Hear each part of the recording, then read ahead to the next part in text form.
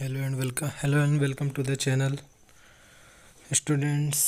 अब हम इस पार्ट में हम लोग ह्यूमन रेस्पिरेटरी सिस्टम के बारे में पढ़ेंगे, जैसा हमने पिछले पार्ट में बताया था। ठीक है, तो ह्यूमन रेस्पिरेटरी सिस्टम कई सारे ऑर्गन्स से मिलकर बना है। यानी अभी तो हम लोगों ने पिछले पार्ट में हम लोगों ने सिर्फ ऑर्गेनिज्म के बारे में पढ़ा था कि कैसे वो रेस्पिरेशन करते हैं ना। यहाँ पे हम लोग उस ह्यूमन जो मेन सबसे बड़ा ऑर्गेनिज्म है इस समय में, तो उसके रेस्पिरेटरी सिस्टम यानी ब्रीदिंग में, रेस्पिरेशन में जितने भी ऑर्गन्स यूज़ होते हैं उन सभी के बारे में हम लोग डिटेल स्टडी करेंगे। यानी किस तरीके से रेस्पिरेशन होता है, ऑक्सीजन कैसे किस रास्ते से अंदर आता है, कहाँ से अंदर आता है, फिर कहाँ पे जाता है, फिर उसका क्या होता है, इन सब के बारे में हम लोग डिटेल से पढ़ेंगे। ठीक है, तो ये कई सारे ग्रुप से मिलकर बना होता है, जिसकी वजह से ब्रीदिंग में हमारे क्या होती है, हेल्प होती है। लंग्स क्या होते हैं अब, ठीक है। The human respiratory system consist of a group of organs and tissues that help us to breathe. अब सेकंड पॉइंट है the lungs are the primary organs. यानी हम लोग देखिए इसमें हम क्या कर रहे हैं, पढ़ पढ़ के हम आपको समझा रहे हैं, क्योंकि फिर बाद में आप लोग जैसे आपको समझना होगा तो आप ऐसा आसानी समझ जाएंगे ना। ऐसे हम लेक्चर दे दें तो फिर आप समझ पाएँ ना समझ पाएँ, तो इस वजह से हम लोग क्या कर रहे हैं, पढ़ के आपको समझा दिया कर रहे हैं। तो lungs are the primary organs of the respiratory system which help in the exchange of gases. Lungs के बारे में आप सभी जानते हैं कि लंग्स क्या करता है, गैसों का एक्सचेंज करता है, यानी ऑक्सीजन को इनहेल करता है, कार्बन डाइऑक्साइड को एक्सेल करता है। ठीक है, तो ये गैस का एक्सचेंज करने में यूज़ होता है। The other main part of this system, और भी जो मेन पार्ट्स हैं, जैसे लंग्स तो सबसे मेन है ही, क्योंकि उसी के थ्रू आना जाना हो पाता है। ठीक है, और भी कई सारे हैं। ठीक है, और भी कई सारे मेन पार्ट्स हैं इस सिस्टम में जो क्या करते हैं, include a series of Airways. ठीक है, जो एयर हवा को अंदर आने का रास्ता प्रोवाइड करते हैं। For air passage, blood vessels यानी ब्लड के थ्रू सेल तक पहुंचने में, and the muscle that facilitate breathing. और मसल्स क्या करते हैं, जैसे डायफ्राम, जब उसका कॉन्ट्रैक्शन रिलैक्सेशन होता है तभी हम लोग इनहेल और एक्सेल कर पाते हैं। तो हर जितने भी रेस्पिरेटरी सिस्टम में जितने भी ऑर्गन्स यूज़ होते हैं सबका एक अलग इम्पॉर्टेंट रोल होता है, जिसकी वजह से ये पूरा जो हमारा रेस्पिरेशन की प्रोसेस है वो सभी कंप्लीट हो पाता है।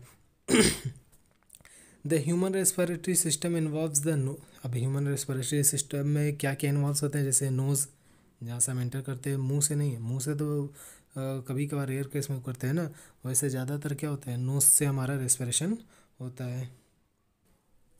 ठीक है, तो इसमें नोज़ हो गया, नेज़ल कैविटी हो गया, फेरिंग्स हो गया, लैरिंग्स हो गया, ट्रैकिया या फिर और विंड पाइप भी कहते हैं उसको, ब्रोंकियोल्स, और ब्रोंकियोल्स ओपन होता है किसमें, एल्वियोली में।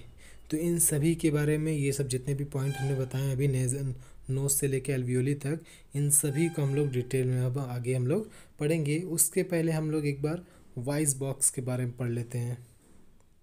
वॉइस बॉक्स ना, वॉइस बॉक्स जैसे थ्रोट के अंदर ये जो थोरेसिक कैविटी होता है हमारे मुंह में, तो उसमें एक वॉइस बॉक्स होता है जिसका बहुत ही इंपॉर्टेंट रोल होता है, तो वो भी मिड में पड़ जाता है, तो इसके बारे में हम लोग पढ़ लेते हैं पहले ही से। ठीक है, तो voice box is also called लैरिंग्स, जिसको हम लोग क्या कहते हैं, लैरिंग्स भी कहते हैं, जो उसमें आया था। यानी नेज़ल कैविटी से जब एंटर करेंगे हम तो लैरिंग्स एक पार्ट आता है जहाँ पे ये वॉइस बॉक्स आता है। तो जब हम लोग उसके बारे में पढ़ेंगे तो सीधा एक तरफ से चले जाएंगे, तो इसलिए बीच में जो वॉइस बॉक्स आता है उसके बारे में हम लोग अलग से पढ़ लेते हैं। It is an in large upper part of the trachea, ये ट्रैकिया के ऊपर के पार्ट का होता है, यानी लैरिंग्स में और नेज़ल कैविटी के बाद लैरिंग्स में, और लैरिंग्स ट्रैकिया से पहले। ठीक है, बिफोर प्यूबर्टी, यानी जब हम 18 साल के हो जाता है कोई भी, ठीक है, ह्यूमन, तो उससे पहले बिफोर प्यूबर्टी, यानी मैच्योर जब हो जाता है, प्यूबर्टी मीन्स मैच्योर होना। ठीक है, the larynx is inconspicuous and similar in both sexes, यानी जो लैरिंग्स होता है वो अच्छे तरीके से डेवलप नहीं होता। ठीक है, और बोथ सेक्सेस यानी मेल एंड फीमेल दोनों में एक ही जैसा होता है, थोड़ा सा मतलब सिमिलर होता है, ये नहीं कि एकदम कहो पतला आवाज़ होता है, ऐसा नहीं। ठीक है, थोड़ा बहुत सिमिलर होता है, मैचिंग रहता है, आवाज़ दोनों की पतली रहती है। Inside the larynx are the two vocal cords. ठीक है, लैरिंग्स के अंदर दो वोकल कार्ड होते हैं जो हेल्प करते हैं क्या, साउंड निकालने में। These are folds of mucus membrane. ये क्या होते हैं, वोकल कॉर्ड्स कैसे होते हैं, ये म्यूकस मेम्ब्रेन के फोल्ड्स होते हैं। म्यूकस मेम्ब्रेन एक थोड़ा सा चिपचिपा पदार्थ होता है, लेकिन ये यहाँ पे वो म्यूकस मेम्ब्रेन एक मेम्ब्रेन का नाम है जिसके फोल्ड से ये वोकल कॉर्ड बना होता है। That extend into the lumen from the side, जो साइड साइड में जुड़ा, साइड साइड से जुड़ा रहता है। Vibration in the vocal cord, जब इस वोकल कॉर्ड में जैसे हमने बोलना स्टार्ट किया तो हम अंदर से सांस को बाहर खींचते हैं, तो बाहर खींचने पे जब उस वोकल कॉर्ड पे क्या होता है, वाइब्रेशन होता है, यानी जब सांस खींचे तो उस पर हवा बढ़ा, प्रेशर बढ़ा, तो वो क्या करता है, वाइब्रेट करता है।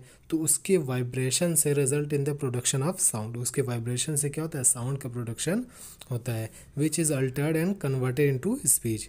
और हम जब ज़्यादा लगातार बोलते रहते हैं, लगातार वाइब्रेशन होता रहता है, तो वो क्या होता है, स्पीच के अंदर कन्वर्ट हो जाता है, यानी स्पीच में क्या हो जाता है, कन्वर्ट हो जाता है। With the help of the buccal cavity, soft palate, tongue and lips, यानी इन चारों के हेल्प से फिर हमारे माउथ पार्ट से क्या होता है, ये साउंड निकलता है, एक स्पीच निकलती है जिसको हम बोलना कहते हैं।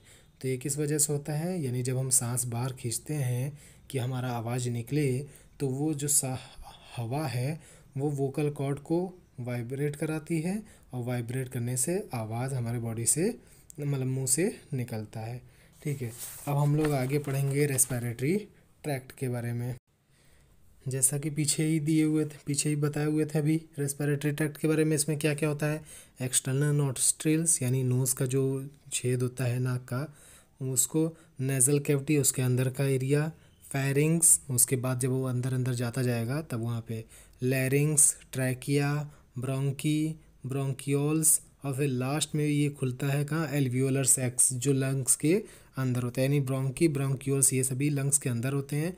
और एल्वियोलर एक जो ढेर सारा टेनी पोर्स होते हैं उस लंग्स में, कैपिलरीज टाइप से कुछ वेन्स होती हैं जिनके अंदर छोटे छोटे छेद होते हैं, सैक्स होते हैं, ठीक है, जिनको एल्वियोली कहते हैं। तो इन्हीं से जो गैस अंदर आता है लंग्स के और बाहर जाता है। ठीक है, तो हम लोग आगे देखते हैं, इसके बारे में डिटेल में पढ़ते हैं। The respiratory tract of human respiratory system begins from a pair of external nostrils situated at the lower end of the nose. Respiratory से ट्रैक्ट का ह्यूमन रेस्पिरेटरी में सबसे पहला शुरुआत कहाँ से होता है, एक्सटर्नल नॉस्ट्रिल, यानी नाक के जो दोनों छेद होते हैं, नाक के नीचे जो दोनों छेद होते हैं वहाँ से इनका स्टार्टिंग हो जाता है। ठीक है, the air इंटर्स through the nostrils and reach into the pair of nasal cavity, और इन्हीं दोनों नाक छेद से वो घुस के उस कैविटी के पास पहुंचता है। The nasal passage are lined by ciliated epithelium and mucus secreting cell so that the inspire air get warm, moisture and dust free. ठीक है, the dust particles are trapped in the mucus secreted by mucus cells. अब जब हवा क्या होगी, inter होगी, तो हवा में तो पॉल्यूटेड पार्टिकल्स भी होते हैं, तो अब वो भी जब बॉडी में हमारे जाएंगे तो हमको क्या आएगी, खांसी आएगी, छींक आएगी। तो उससे बचने के लिए, यानी गंदगी अंदर न जाने के लिए, हमारे बॉडी नाक के अंदर छोटे छोटे बाल जैसी स्ट्रक्चर होता है, बाल जैसा, ठीक है, और म्यूकस होता है यानी चिपचिपा पदार्थ होता है, जो क्या करता है, जब हवा अंदर आती है तो उसको पहले तो गर्म करता है, मतलब क्या करता है, हल्का सा वार्म करता है, गर्म करता है, और मॉइस्चर कर देता है, उसको नमी वाला बना देता है। और वही उसी म्यूकस में जो डस्ट पार्टिकल रहते हैं वो भी चिपक जाते हैं। ठीक है, वो जो म्यूकस होता है उसका मेन काम होता है डस्ट पार्टिकल को ट्रैप करना। ठीक है, जिसकी वजह से एयर क्या हो जाए, फ्रेश हो जाए, और फिर वो अंदर एंटर कर जाता है। The nasal cavity is also lined with olfactory epithelium, वहाँ पे ऑल्फैक्टरी एपिथेलियम भी होता है, यानी एक लेयर ऐसी भी पाई जाती है, एक ऑर्गन ऐसा ही पाया जाता है जो स्मेल करने का काम करता है। द नेजल चैम्बर, फिर उसके बाद the nasal chamber open into the pharynx through the internal नेयर्स। अब वो जो नेजल चैम्बर था वो फेरिंग्स के अंदर जाके ओपन होगा। The pharynx provide passage in the trachea. अब फेरिंग्स क्या होता है, एक रास्ता होता है जहाँ से वो रास्ता होकर ट्रैकिया के अंदर जुड़ जाता है, यानी फेरिंग्स से वो रास्ता कहाँ चला जाता है, ट्रैकिया, जिसको हम विंड पाइप भी कहते हैं, यानी हवा आना जाने वाला पाइप। क्योंकि अब यहाँ से क्या होता है, दो पाइप डिवाइड होता है, एक तो खाना खाने वाला और एक हवा बॉडी में जाने वाला। बॉडी में एक खाना जाने वाला और एक हवा जाने वाला, दो पाइप यहाँ से डिवाइड हो जाते हैं, यानी फेरिंग्स के बाद से। ठीक है, तो जो फेरिंग्स के बाद जो पाइप, विंड पाइप, जो पाइप होता है जिससे हवा अंदर आती जाती है, उसको हम ट्रैकिया या विंड पाइप कहते हैं। ये एक स्लिट लाइक अपर्चर होता है, ठीक है, वेंट पाइप, और इसी के थ्रू जाता है, जिसको ग्लॉटिस भी कहते हैं। The trachea is lined internally by ciliated epithelium and mucus secreting cells. यहाँ भी वही चीज़ें होती हैं जो उस हवा को क्या करती है, मॉइस्चर करती हैं, वार्म करती हैं। अब वो जो ट्रैकिया है runs down in the neck. अब वो जो ट्रैकिया है वो कहाँ चला जाता है, नेक में, गर्दन में आ जाता है, and extend into the thoracic cavity, और फिर एक बड़े से एरिया पे आके वो रुकता, मतलब वहाँ पे पहुँच जाता है। अब वहाँ से जब पहुँचता है, on entering thoracic cavity the trachea divide into bronchi. अब वहाँ से ट्रैकिया क्या होता है, दो पार्ट में, क्योंकि लंग्स हमारा दो पार्ट में होता है, तो ट्रैकिया एक वो एंड होता है जहाँ से वो bronchi two parts of bronchi में वो क्या हो जाता है, डिवाइड होता है, जिससे कि दोनों जो ब्रोंकी है, मतलब ब्रोंकी का मतलब दो पार्ट्स, ठीक है, दो पाइप, और ब्रोंक्यूल्स का मतलब होता है सिंगल, ठीक है। तो जो ब्रोंकी है वहाँ से क्या होता है, डिवाइड हो जाता है, ट्रैकिया डिवाइड होकर ब्रोंकी बना लेता है, यानी दो पाइप बन जाता है, और दोनों एक एक लंग्स में चले जाते हैं, ठीक है। राइट वाला राइट की bronchus, right bronchus right lungs की तरफ, और लेफ्ट ब्रोंकस लेफ्ट उसकी तरफ, क्या कहते हैं, लंग्स की तरफ, ठीक है।